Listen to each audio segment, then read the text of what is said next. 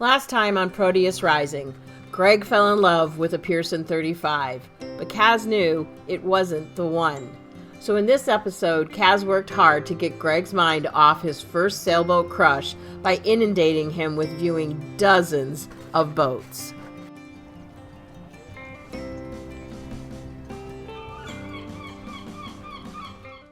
Okay, we can't really start till Dio is over. It's Dio. I don't even know if you're in the shot. I'm really be better here. No, I'm in the shot. You're in the shot? I'm totally in the shot. Totally in the shot? Okay.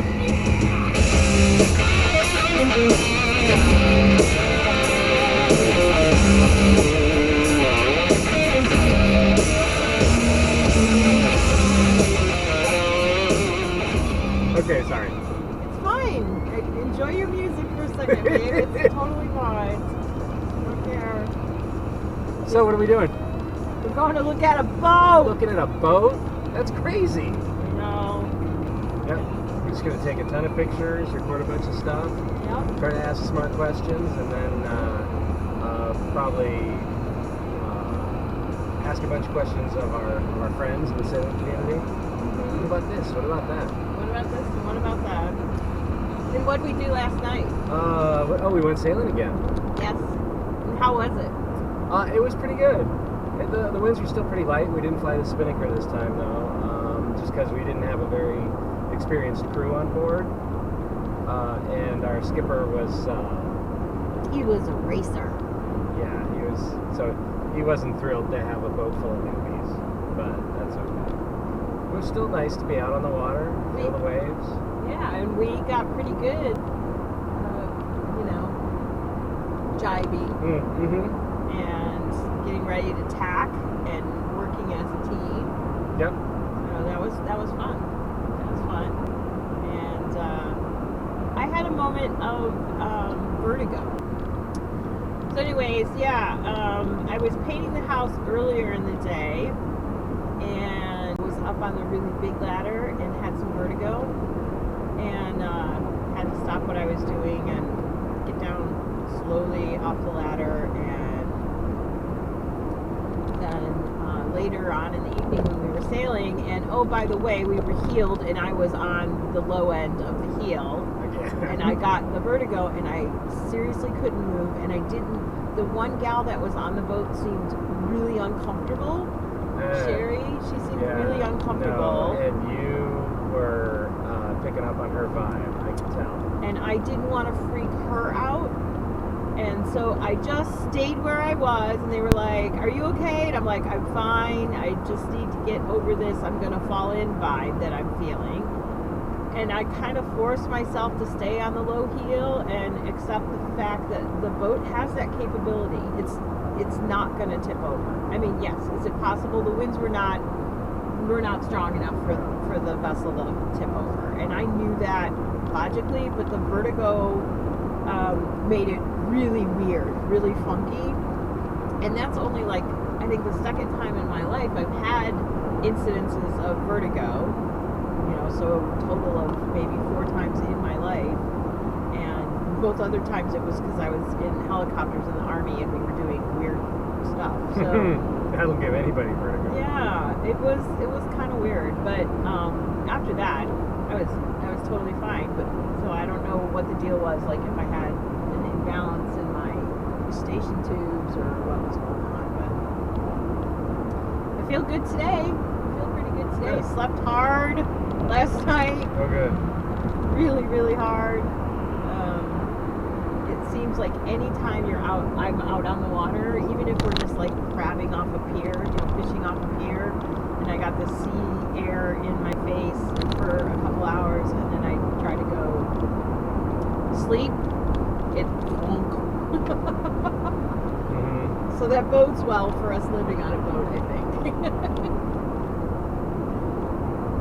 Just looked at an Islander Freeport 36. Really cool boat, neat features from the factory. I feel like the maintenance has been let go the last few years. Very sad. Yeah, a little sad. Some really questionable stuff in the interior. And one of the settees But it's all cosmetic, I think. Mostly, yeah. Like, no, the fundamentals of the boat, I agree, seem to be in pretty good shape. No windlass, no anchor, no chain, no dinghy. Really cool setup for the head. The head is in the bow of the boat instead of the V berth. Yeah. And then the berth is kind of amidships on the port side. Yes. So cool. A little bit more roomy than the V berth is, a little bit more comfortable. Yeah. It's got some water issues. It's got plastic portholes, and they're just in with sheet metal screws.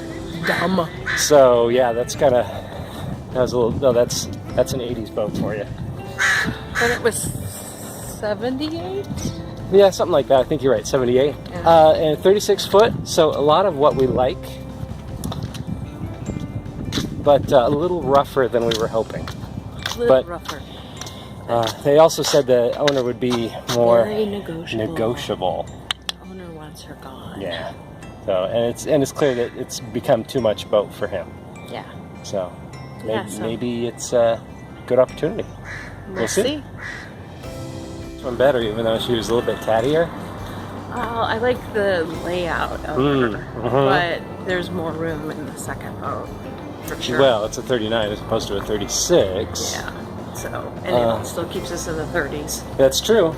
The kitchen, or the galley rather, was beautiful. In the second boat? Yes. In the 39? I mean, they were both nice galleys, Mm-hmm. but more up-to-date stuff in the second boat. Yes, definitely And nicely two stray updated. cats, which I thought were two starry cats. Two because starry I read cats. it backwards and my brain just didn't process it at all. You were reading it off the reflection on the water, Yes. weren't you?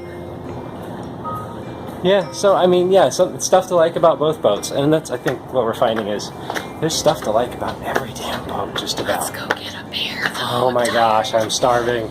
It's the phrase "dirt dwelling." I just used the phrase dirt dwelling. I love it. Oh, that's so good. So we're thinking more about, and the more we think about the interior, we think the guy.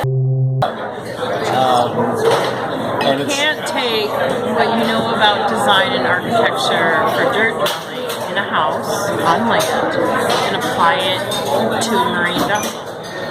Because if we took that boat and tried to cross the Pacific with it, oh, the doors would be swinging open, stuff would There's no crack way. and break. There's like.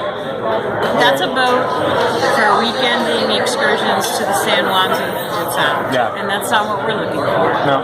Sorry. And it's too bad because if that had a proper interior, that could have been the boat. It could have been the boat, yeah. Because we loved the hull of cockpit it, and yeah. the hull. What came from the factory was amazing. Yeah. Well, and we hope that guy in Tacoma that has the Freeport or the Yorktown 42 would freaking call us back. Yeah. Not just send us a thumbs up on text. Yeah, sailboat selling pro tip. Answer inquiries when people say, "Hey, I'm interested in your boat." That might help. Because we have a pretty rigorous standard before we even do that. Right. You have to be able to communicate before we're going to come. Yeah. Next up, we made arrangements to look at an Islander 36, a model we had heard good things about. Turns out, the owner was in the mood to sail and asked if we wanted to come along. We didn't hesitate to accept. And this is what we're learning about the sailing community. There's rarely a stranger, just someone you don't know well yet. There you go. So, we just looked at another boat, another nameless boat. Actually, she does have a name. It's just not on her stern. That's right. She's not painted. She's Jasmine. Yes. That's right. 36 Islander 36. And really nice boat. Not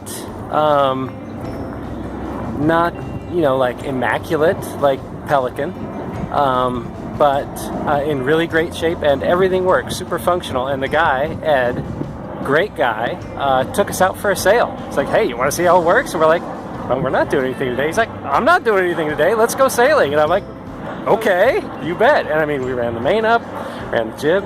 Boat sails well.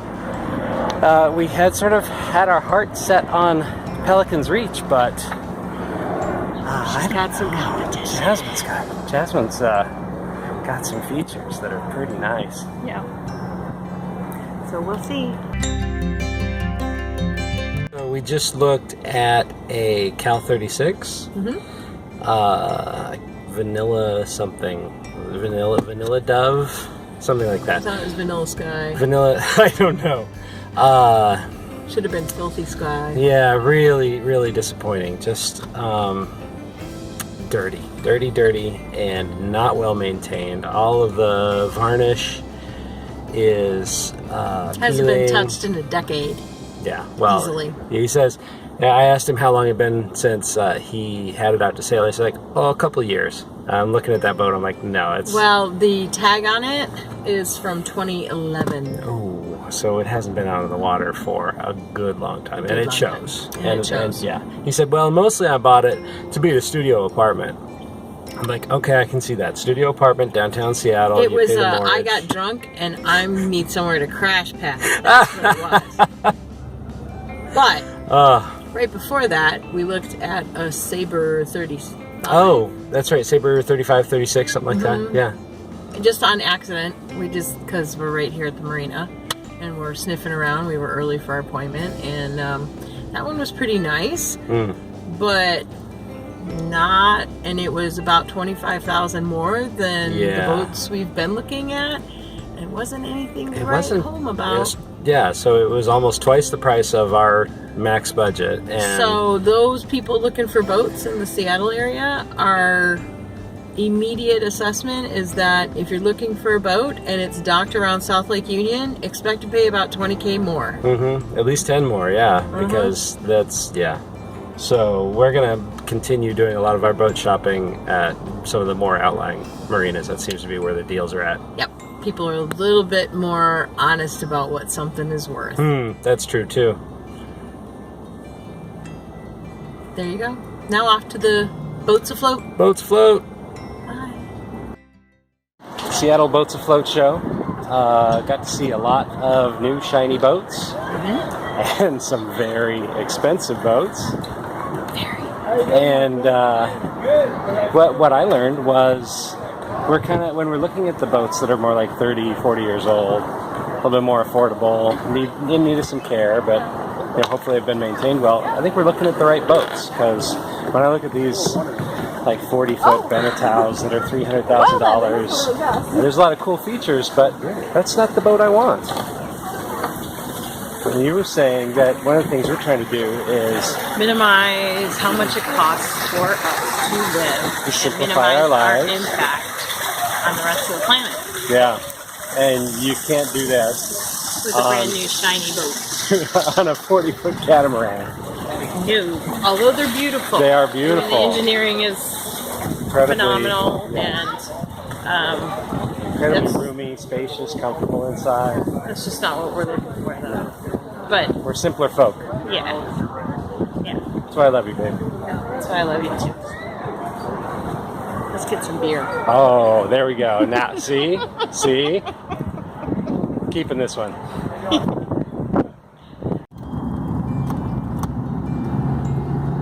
Oh, we could have gone to the aquarium and gotten footage. Right there.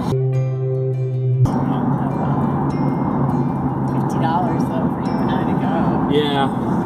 Not getting much. We'll just have to buy a boat and go see seahorses ourselves. Save the $50. All our batteries are dead. All our cards are full.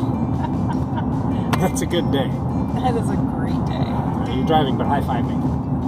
Thanks for watching. Be sure to tune in next time as our Proteus Rising adventure turns us in a different direction as autumn cools down sailing season. Until then, Sprite wants you to like, comment, share, and subscribe. Don't forget to ring the bell to ensure you know when our next episode is live. For real-time updates, be sure to follow us on Instagram, Twitter, and Facebook. Until then, à votre santé!